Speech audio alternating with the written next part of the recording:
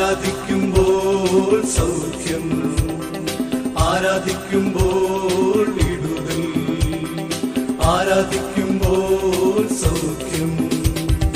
ദേഹം ദേവി ആത്മാവിൽ സമാധാന സന്തോഷം ദാനമായി നാഥൻ നൽകിടും.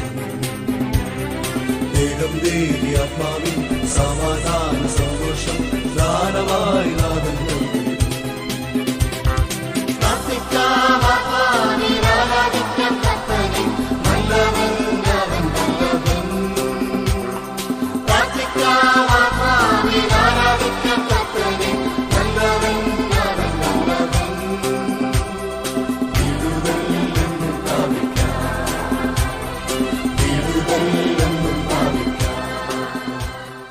വേഗം വരുന്ന നമ്മളുടെ കർത്താവായ യേശുക്രിസ്തുവിൻ്റെ ധന്യനാമത്തിൽ എല്ലാവർക്കും സ്നേഹവന്ദനം.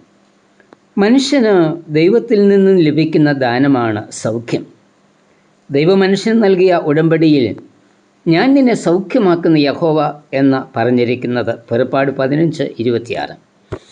യേശുക്രിസ്തുവിൻ്റെ പരസ്യ ശുശ്രൂഷയിലും അപ്പോസ്തലന്മാരുടെ പ്രവർത്തനത്തിലും രോഗശാന്തി ശുശ്രൂഷ പ്രകടമായിരുന്നു. യേശുക്രിസ്തു തൻ്റെ ശിഷ്യന്മാർക്ക് നൽകിയതിൽ ഒരു നിയോഗം രോഗികളെ സൗഖ്യമാക്കുക എന്നതായിരുന്നു. ലൂക്കോസ് 9:2. ആദിമസഭ സുവിശേഷ പ്രഘോഷണത്തിൻ്റെ ഭാഗമായി യേശുവിൻ്റെ രോഗശാന്തി ശുശ്രൂഷ തുടർന്നു. അപ്പോസ്തലപ്രവൃത്തി 3-1-10 വരെ. സ്നേഹത്തിൻ്റെയും സൗഖ്യത്തിൻ്റെയും ചാലകങ്ങളായി പ്രാർത്ഥനയുടെ കരം നീട്ടി രോഗശാന്തി ശുശ്രൂഷയിൽ പങ്കുചേരുവാൻ കർത്താവ് നമ്മെയും വിളിച്ചിരിക്കുന്നു.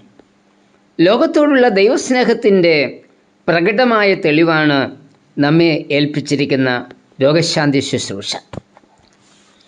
രോഗം വേദനയുടെ അനുഭവമാണ്.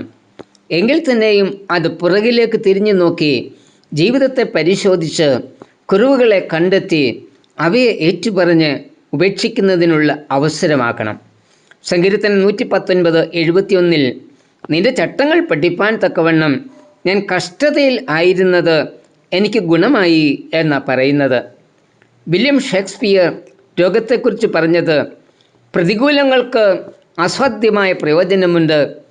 ആരോഗ്യത്തെ വിലമതിക്കുവാൻ സഹായിക്കുന്നു, ജീവിതത്തെ വിലയിരുത്തുവാൻ ഇടയാക്കുന്നു, മറ്റുള്ളവരുടെ രോഗങ്ങളിൽ സഹതിപ്പാൻ ഇടയാക്കുന്നു, ദൈവഭയം ഉണ്ടാവാൻ കാരണമാകുന്നു, ദൈവശബ്ദം കേൾക്കുവാൻ സഹായിക്കുന്നു.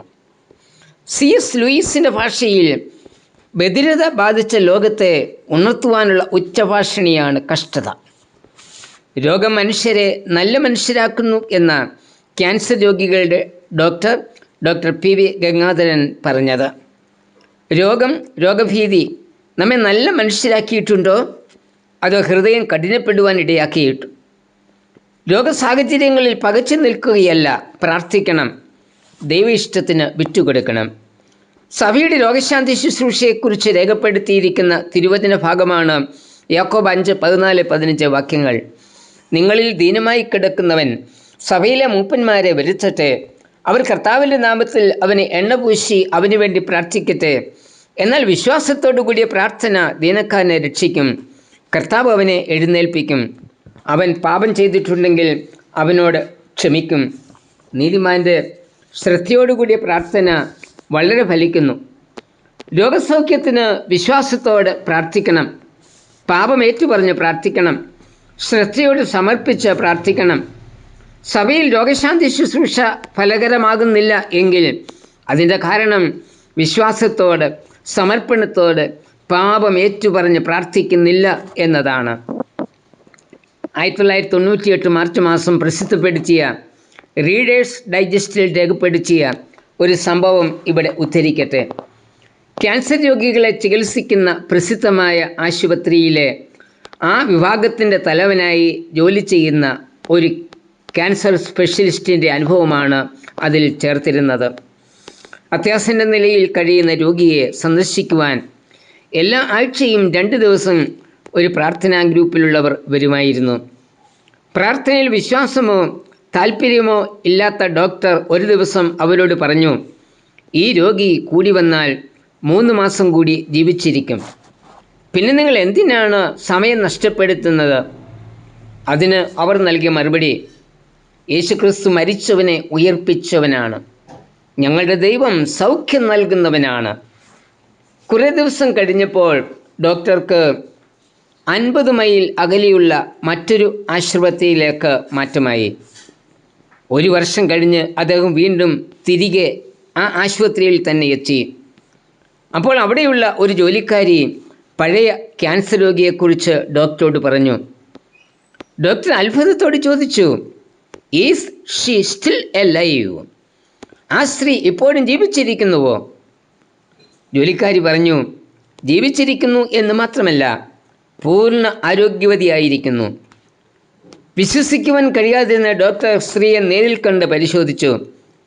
ആ സ്ത്രീയിൽ ക്യാൻസർ രോഗത്തിൻ്റെ യാതൊരു ലക്ഷണവുമില്ലായിരുന്നു. പിന്നീട് ആ സ്ത്രീ അനേക വർഷം കൂടി ജീവിച്ചു. ഈ സംഭവം ഡോക്ടറുടെ ജീവിതത്തിന് ഒരു വഴിത്തിരിവായി തീർന്നു. അദ്ദേഹം പ്രാർത്ഥനാ ഗ്രൂപ്പിനെ വരുത്തി എല്ലാ ആഴ്ചയും ആശുപത്രിയിലെ എല്ലാ രോഗികൾക്കും വേണ്ടി പ്രാർത്ഥന ക്രമീകരിച്ചു.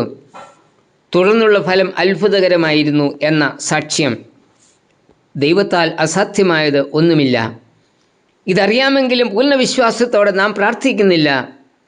എബ്രായ ലേഖനം നമ്മോട് പറയുന്നത്, അതുകൊണ്ട് കരുണ ലഭിപ്പാനും തത്സമയത്ത് സഹായത്തിനുള്ള കൃപ പ്രാപിപ്പാനുമായി ധൈര്യത്തോടെ കൃപാസനത്തിന് അടുത്ത് ചെല്ലുക. എബ്രായർ 4:16. ഒരു ഡോക്ടറുടെ മുറിയിൽ എഴുതി വച്ചിരിക്കുന്നത്, God heals and the doctor gets the credits. ആദിമസഭയെ പോലെ നമുക്കും വിശ്വാസത്തോടെ പാപമേറ്റുപറഞ്ഞ് സമർപ്പിച്ച് പ്രാർത്ഥിക്കാം.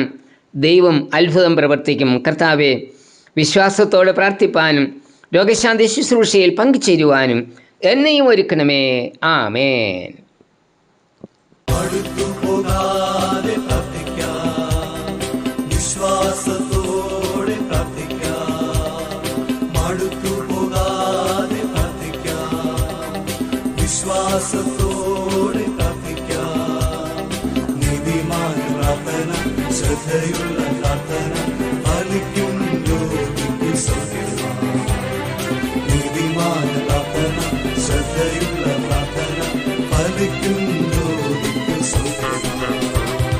പ്രാർത്ഥിക്കാം, ആത്മാവിൽ ആരാധിക്കാൻ കർത്താവിൻ നല്ലവൻ അവൻ വല്ലഭൻ.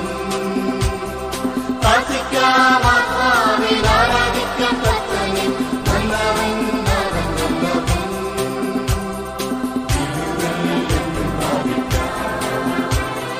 വിടുതൽ